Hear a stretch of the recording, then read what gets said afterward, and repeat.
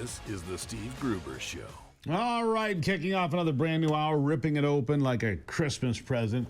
All excited to see what's inside. Thank you for being here as we're fighting for you from the foxhole of freedom. Who do you want in your foxhole?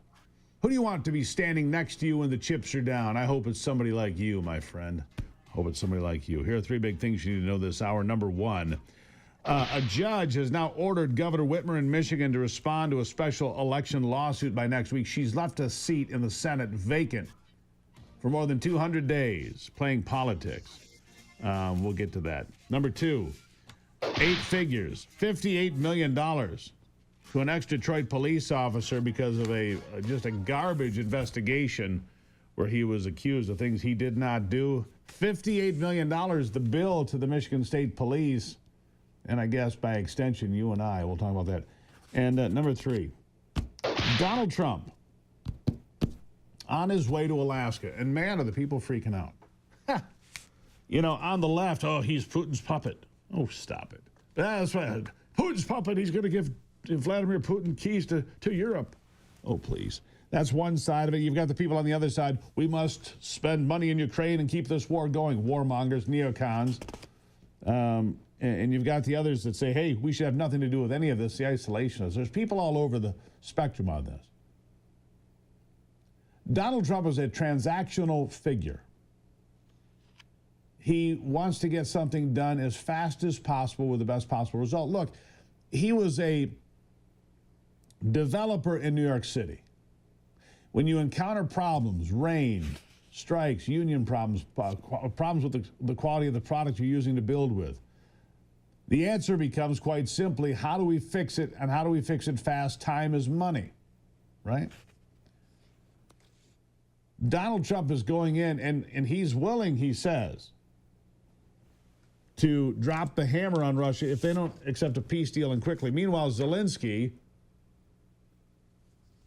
is rejecting anything that comes out of the Alaska summit set for tomorrow. Details still fairly thin, but in Alaska, the former Russian territory, they sold that to the Americans after they lost the Crimean War. Yeah, the same Crimea that the same Crimean Peninsula that's up for grabs now was the impetus for the sale of Alaska, 1867, for $7.2 million or 15 cents an acre. Russia was broke. They'd lost a war to France. Anyhow, Donald Trump approaches problems from a different direction, different than any president in my lifetime, because he's been forged in a way to overcome problems. When you're building buildings or you're being attacked, and more recently, you know, the raids on Mar-a-Lago, the grand conspiracy targeting him with false charges of working with Russia in the first place, all of these things. All of these things have made Donald Trump more transactional than any president in my lifetime. He wants the deal. And he's willing to negotiate in ways that others have not. He's got plan A, B, C, D. And he goes right there. He's sharp. He goes right through it. Look, you don't have to like Donald Trump. I don't care. He gets deals done. He brought the EU to the table, the UK, Vietnam. He'll get to deal with China as well. Look at the markets. This is a result of the tariff deals. Oh, the tariffs are going to bankrupt America. No, they're not. They're going to be hard on some industries. Yes, they are. But you listen to some of the farmers in America today, for example. Tomato farmers, grape farmers, blueberry farmers. Doing better. Why? Because there are tariffs now on these imported fruits and vegetables. It's good for farmers in a lot of different places in this country that are now making money for the first time in a long time. You look at different, it depends on the industry, I'll give you that. But this idea that tariffs are bad across the board, not true. Our debt is bad. We just surpassed $37 trillion. It's official. $37 trillion. We are the poorest country in the world, but back to where we are with the whole Putin deal in Alaska. You see, politicians are always worried in style over substance. Trump doesn't care about style. He cares about what the result is. Very transactional. Like him, hate him, doesn't matter. They always stick to we got to do this plan. This is our plan.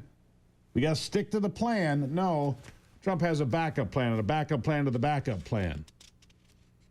So he's bringing maximum pressure. And Zelensky saying, well, I'm not going to accept anything. Nobody cares.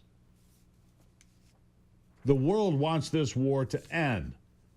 The world wants this war to go away. And Crimea has been in the hands of Russia since 2012. Zelensky can say, I'm not going to allow. That doesn't matter what you think you're going to allow or not allow. Russia controls the Donbass. You're not getting that back either. I have said this since the middle of 2022. I've had people on this program argue with me about it, and I say, really? You're going to pump all this money into Ukraine? You're going to do all of these things? What's your end game? You're going to invade Crimea? You're going to bring in French troops and German troops and troops from the United Kingdom and invade Crimea? Are you going to invade Russia? No, you're not. So what are you talking about? What are you talking about? You're not going to do that. So Putin, who is a dictator, look, I'm no Putin fan. He's a dictator, but he got what he wanted, and he's going to keep it, unless you'd like a world war. Would you like that? You want a war that encompasses Poland, France, Germany, Italy? You want that? I don't think they do.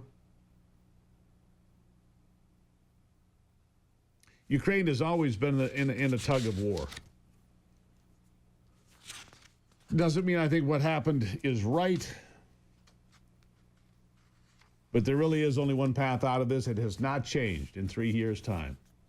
Russia is going to keep those places on the end of Ukraine, on the eastern end. They're going to keep Crimea. That's the way it is. You don't have to like it. You can say nasty things about me or whatever. It doesn't change the outcome. Gruber's that doesn't matter what you call me. Gruber's a Trump puppet. It doesn't matter what you call me. The end result will be exactly the same. And so, when Donald Trump goes to Alaska to meet Putin tomorrow, if Putin will have it, the agreement will be that Russia keeps Crimea and Russia keeps the Donbass and parts of what is now considered Ukraine. That's it. In exchange, Ukraine will not join NATO. Russia will sign a peace deal that will prevent them, or allegedly prevent them, from doing this again. Will it stop them? No, it's as good as the paper it's written on. But right now, from where I stand, that's about as good as you can hope for. That's about as best as you're going to get. And until I'm proven wrong, that's what I'm going with. And if I'm wrong, I'll tell you. I'm not like the other guys. I'll take a break. It's the Steve Gruber Show.